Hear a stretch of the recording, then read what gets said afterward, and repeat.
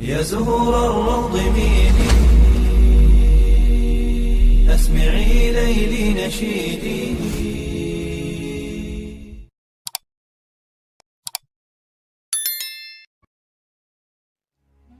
Assalamualaikum warahmatullahi wabarakatuh. Syukur alhamdulillah, dalam kesempatan yang mulia ini kita masih diberikan banyak kenikmatan sehingga kita dapat berjumpa kembali di channel ini.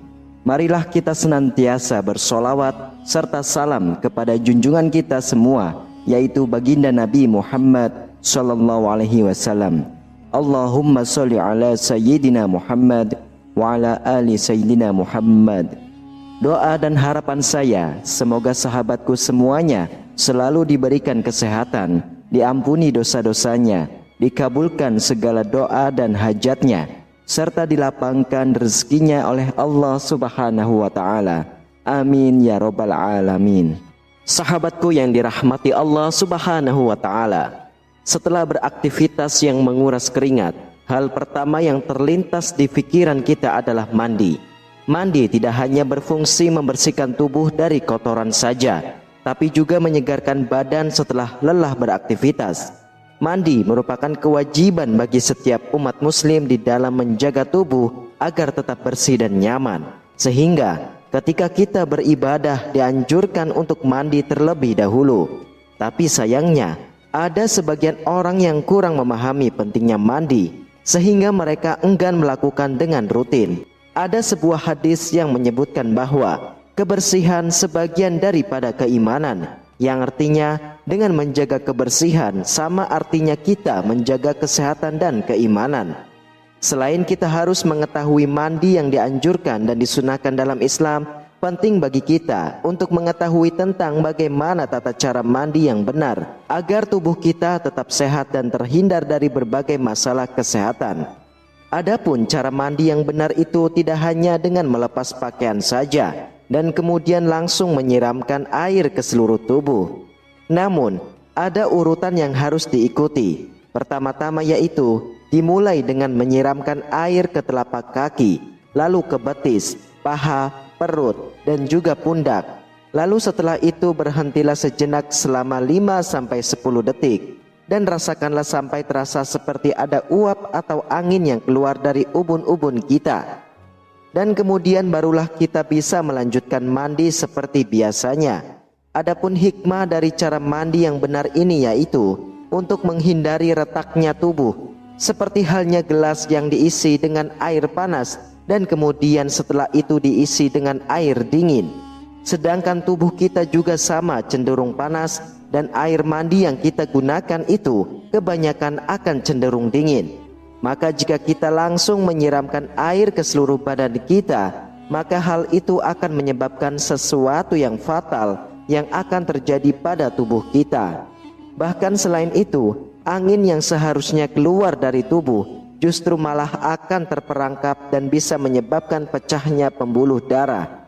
Maka jika cara mandi kita tidak benar, maka hal tersebut dapat menimbulkan berbagai masalah kesehatan seperti jatuh di kamar mandi, stroke, masuk angin, dan juga migrain.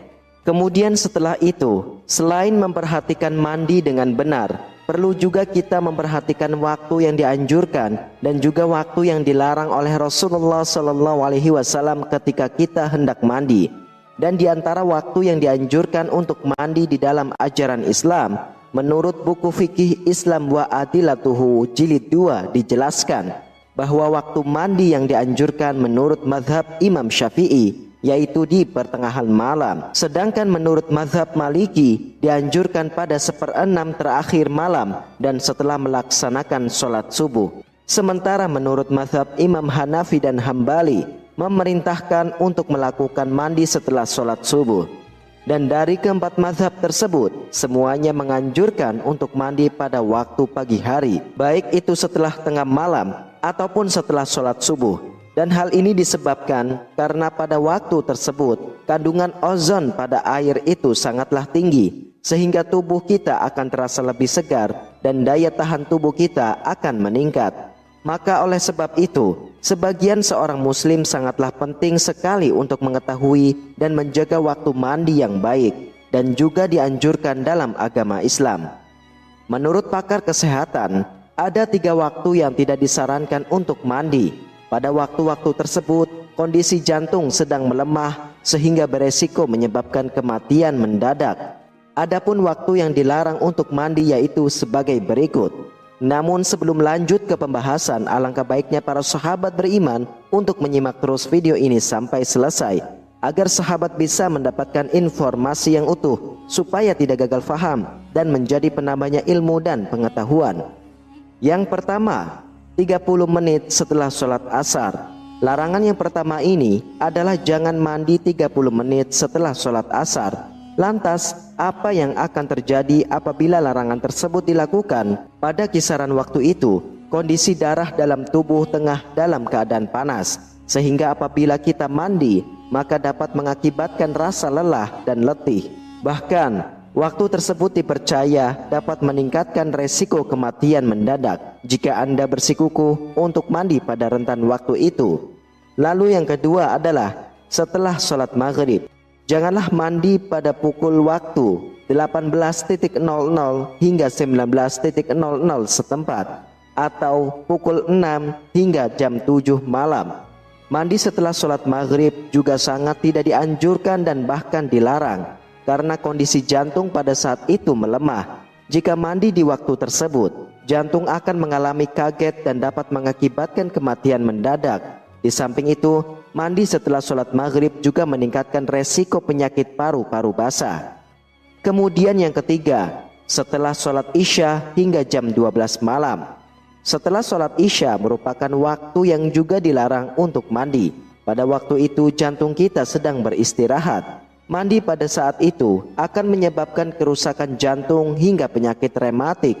Rasulullah SAW bersabda, mandi yang tepat adalah di waktu subuh atau sebelum subuh, karena pada saat itu air mengandung ozon yang lebih tinggi, sehingga sangat baik untuk tubuh dan bisa membuat Anda awet muda, serta dapat meningkatkan daya tahan tubuh.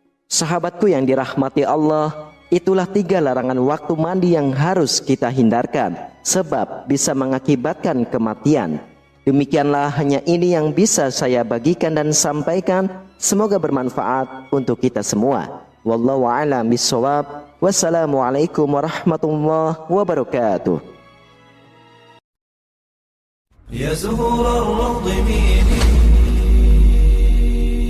أسمعي ليلي نشيدي